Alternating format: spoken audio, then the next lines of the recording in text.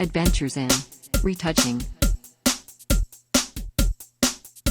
Welcome to Adventures in Retouching. I'm Rob DiCaterino. Every Monday I'm posting a new episode where I speak with a guest who is a fellow professional, working, experienced retoucher in the industry.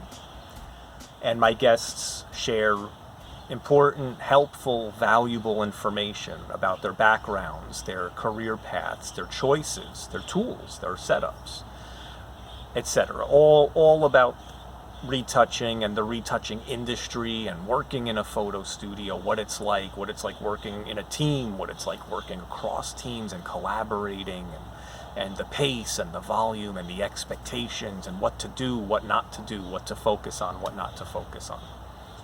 And it's great. It's fantastic. So, like I said, every week, check it out. We've got the new episodes with my guests. But maybe you're wondering, who am I? Who is Rob DiCaterino?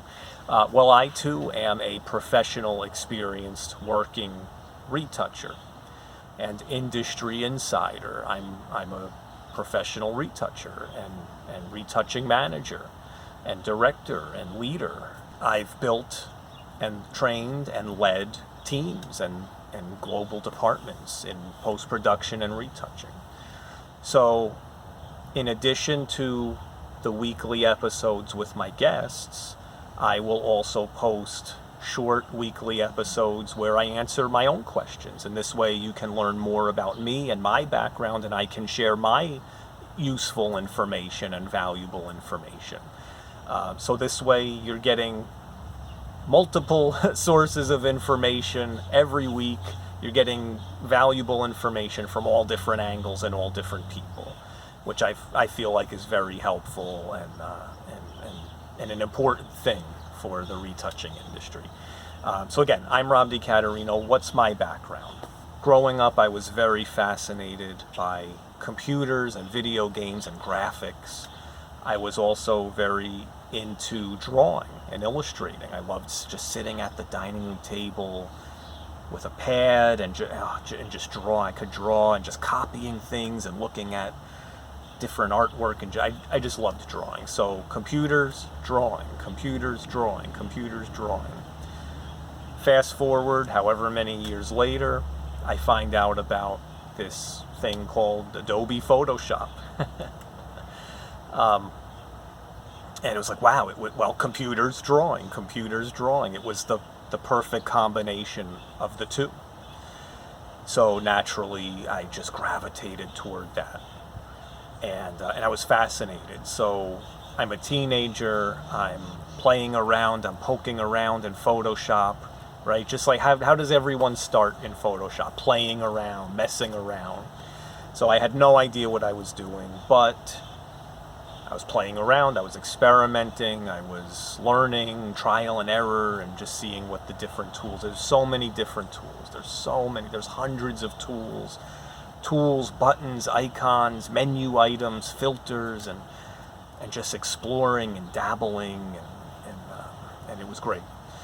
The better I got, and the more I found out, the more I discovered, well, I wanted to do this. How do I do this for a living? I didn't even know that retouching was a real thing. So once I found out online, I'm looking at Hot Jobs and Monster, and because I'm an adult now, I'm looking at the job websites. It's like, wow, there's this thing called retouching, digital retouching. And I would apply. Now, of course, looking back, I had no business applying for any of these jobs because I had no idea what I was doing, but I discovered this was a job. How do I make this happen for myself? Well, I kept experimenting and dabbling and trial and error and learning, and I bought books. I bought some books that were at the bookstore, and there was some useful information in there. There was some bad information, but some useful information in there. So just cherry picking all the best pieces from books and websites, and just from my own experimentation, talking to some friends, and I had some friends going to art school and college, and and just who were a little bit more experienced in learning Photoshop than me, and just asking them questions or picking up little tips or keyboard shortcuts or how to use this tool. So over several years building up this base of knowledge informally, self-teaching, asking friends, books, etc., etc.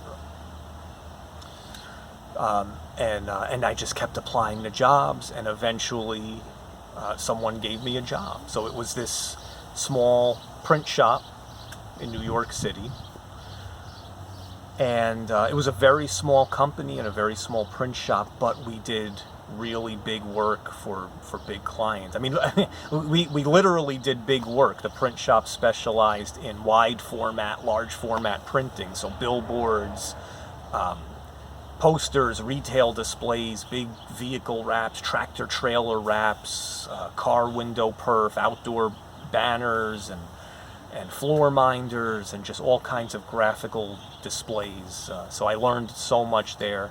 I worked one-on-one with the clients.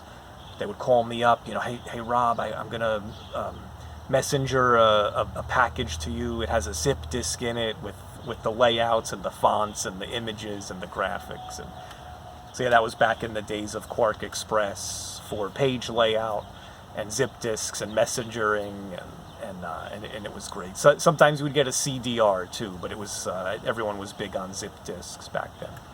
But I learned so much, and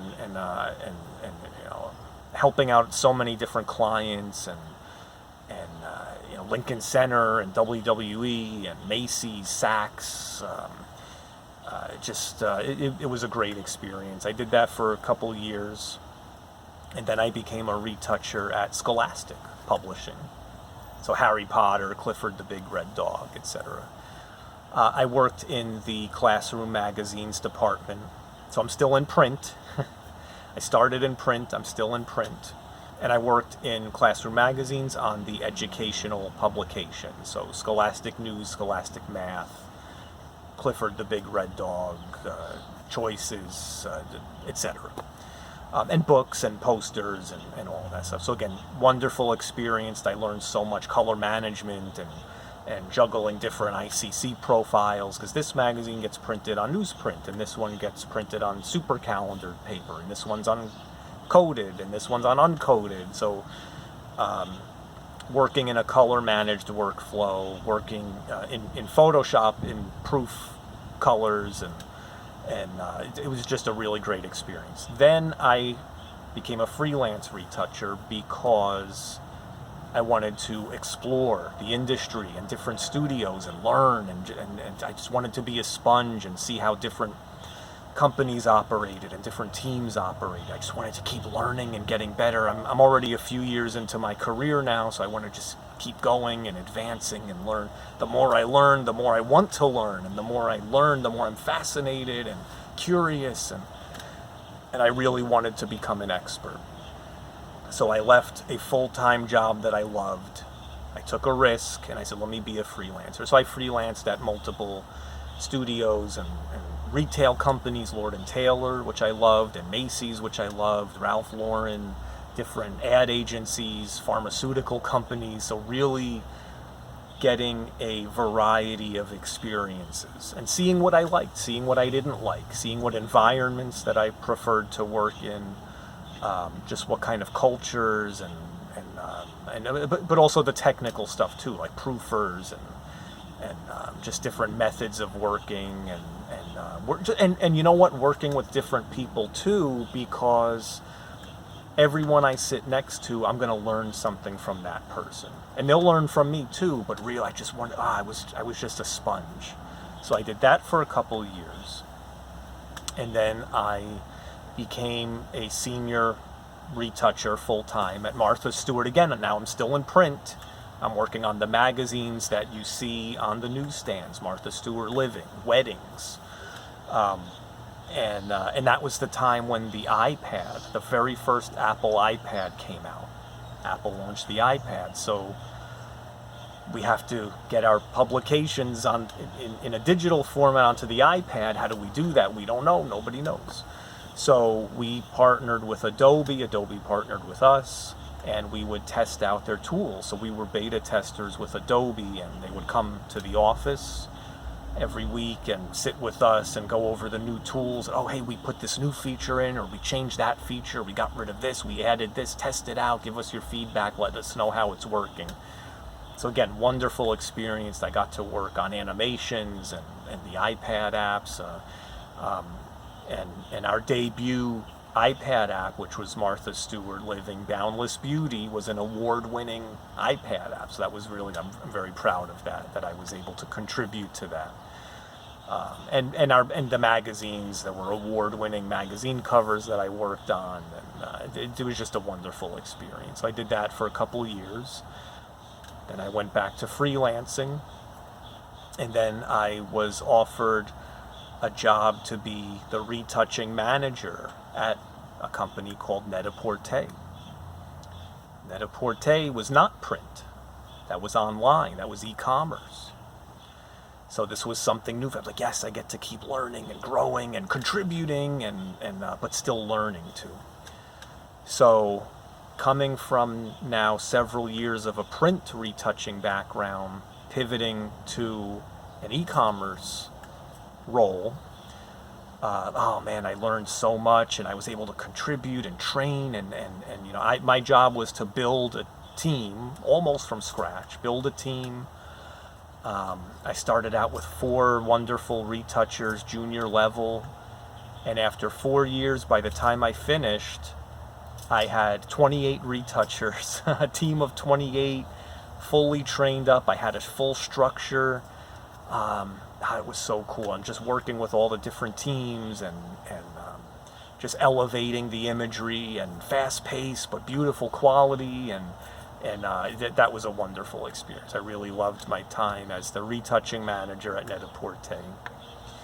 And then after 4 years, I was offered a job at Splashlight Studios in New York City as the global director of retouching and post-production. So now I wasn't just building and training and managing a team in one location. Now it was the New York location, Columbus, Ohio location, Baltimore, Maryland location, in Montreal, Canada location, and plus also I had my in-house retouchers, I had freelancers, I had on-site people, I had remote people and vendors, and just all over the world. This was a global operation.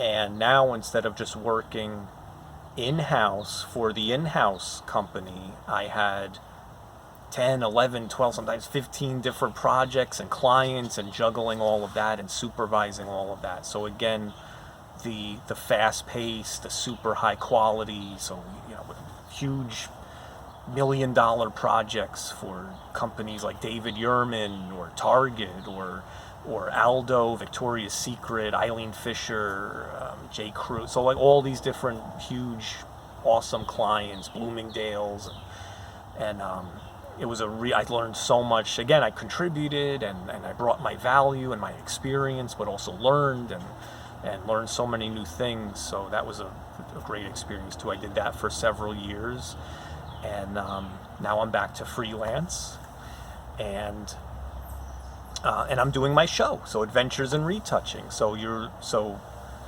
we're learning about my guests, professional retouchers out in the industry, how they got started, what choices they made, what paths they followed, and just about their knowledge and their advice and memories and critiques and everything. And now you're also learning about me and my background. So again, I'll do these quick, shorter videos about myself because I do have knowledge to share and experiences to share and tips and information as well. And this way there's more for you to learn, there's more for you to hear and listen to, and just more chances to grow and advance in your own career. So do me a favor, it helps me out so much. Like, subscribe on YouTube, subscribe on Apple Podcasts, Google Podcasts, Spotify, however you listen to podcasts. help me out. Subscribe. Like. Ask me questions. Get in touch. Leave comments on the website, adventuresandretouching.com. Email me. Leave comments on the YouTube video. However you get in touch with me, be bold. Be bold. Reach out. Ask me questions. I'm here to help. So take advantage of that. So again, thank you for watching. I'm Rob DiCaterino. Check back soon. I love seeing you. Get in touch. I love to help. I'll see you soon. Thank you so much.